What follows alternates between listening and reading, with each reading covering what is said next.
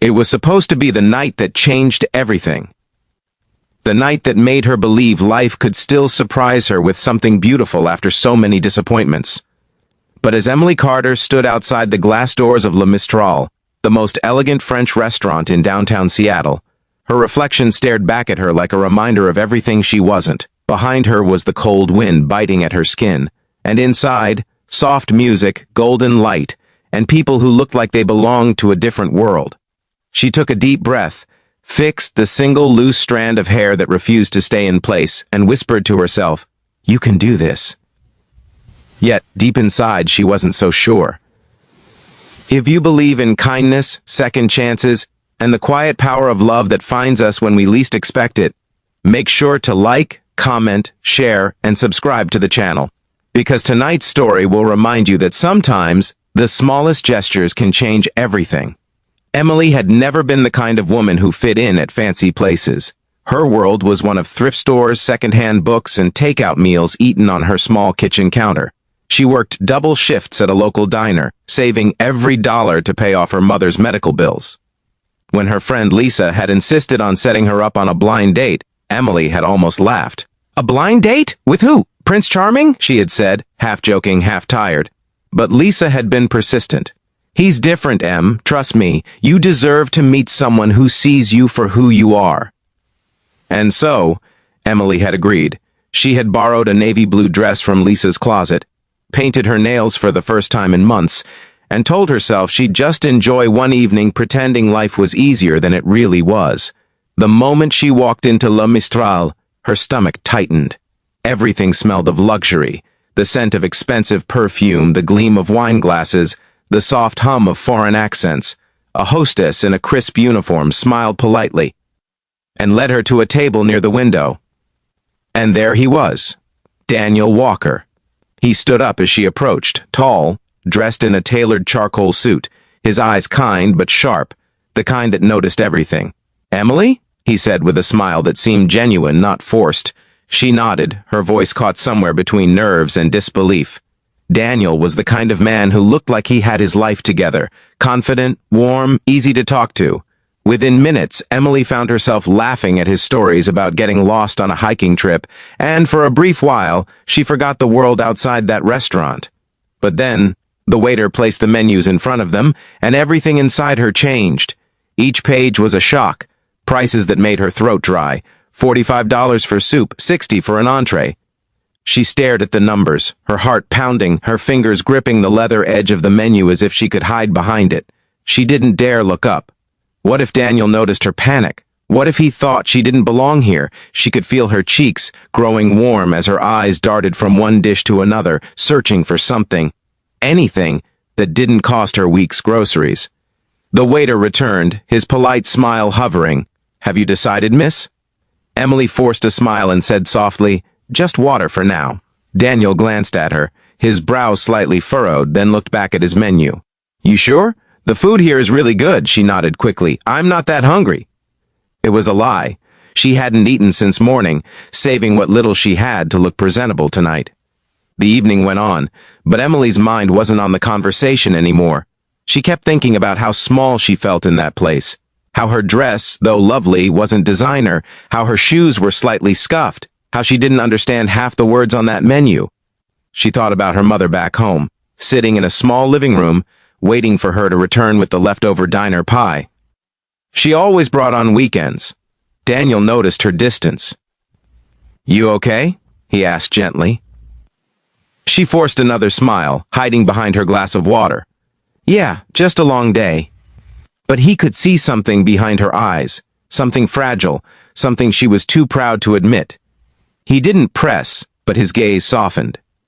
When the food arrived, his food, she watched quietly as he took a bite, her stomach twisting with quiet hunger. He noticed the way she looked away, and for a moment he understood. When the check came, Daniel reached for it instinctively, but Emily stopped him. "No, please, I'll pay for my part." He looked confused, then amused. "It's okay, Emily, I asked you out." But she shook her head, her pride sharper than her fear. "I don't want to owe anyone anything," she said quietly. Something about the way she said it, soft but firm, made him stop arguing. He nodded slowly, letting her hold on to the dignity she was fighting so hard to protect. After dinner, as they walked outside, the city lights flickering around them, Emily felt small against the glittering skyline. She could feel her heart breaking. Not because of Daniel, but because this night had reminded her of the distance between who she was and who she wished she could be. Daniel offered to walk her to her car, but she declined. "It's okay," she said. "I'll catch the bus." He hesitated, then smiled gently. "All right. It was really nice meeting you." She smiled back, but as he walked away, she felt her eyes sting. The night air was cold, but not as cold as the emptiness that followed her all the way to the bus stop. The next morning, Emily returned to her world. The smell of coffee and bacon at the diner, the clatter of plates, the endless rhythm of taking orders and wiping tables. She told herself that last night was just a dream she couldn't afford. But later that afternoon, as she was refilling coffee for a regular, she looked up and froze. It was Daniel. He was standing by the door, wearing jeans and a simple jacket this time, holding a small paper bag. He smiled when he saw her, but she was too stunned to move. "I hope it's okay that I stopped by," he said, stepping closer. "You mentioned you worked here." Emily nodded, confused. "Yeah, but why?" He placed the paper bag on the counter. "You left your scarf in the restaurant." She blinked. "Oh, I didn't even realize." He smiled again, then added, "Also, I thought maybe next time we could try a place that doesn't charge more for soup than I paid for my first car." She laughed despite herself. "Next time? Only if you'll let me buy you coffee first." There was something in his tone, not pity, but warmth, genuine interest, the kind that didn't care about where she came from or what she could afford. Emily hesitated, then nodded. "Okay, coffee sounds nice." Over the next few weeks, Daniel kept showing up, sometimes for lunch, sometimes just for a quick coffee.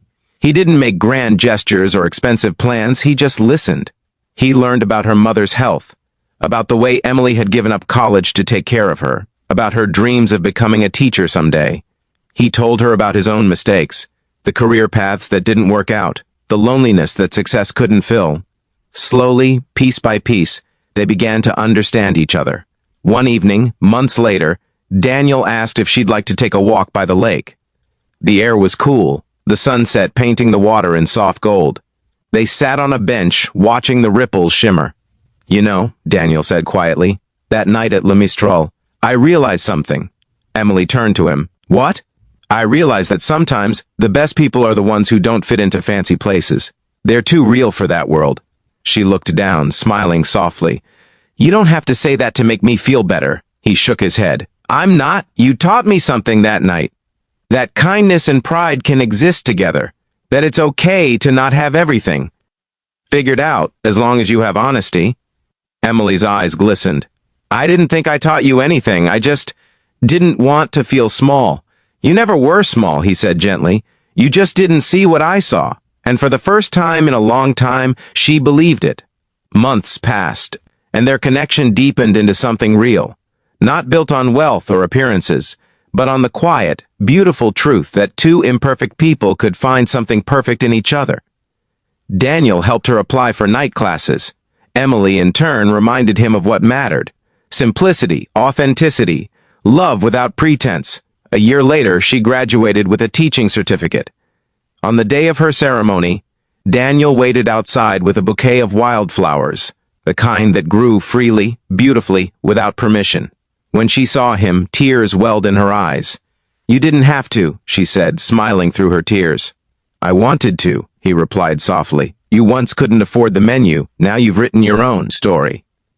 She laughed, that same shy, radiant smile that had once hidden behind uncertainty, and as they walked away together, hand in hand, the city lights reflecting off the lake, Emily thought back to that first night, the one that had felt like a failure. She realized now that it wasn't the night that broke her, it was the night that began to rebuild her. Because sometimes, the most beautiful beginnings hide behind moments of quiet embarrassment, small heartbreaks, and courage that no one sees. If this story touched your heart, if you believe love can grow even from the most uncertain places, please like, share, and subscribe to the channel. Your support helps us bring more real, emotional stories like this one to life. And before we end, tell us in the comments, would you choose love even if it came wrapped in struggle? Emily did, and in doing so she learned that the richest hearts don't need fancy menus. They just need someone who sees them for who they truly are.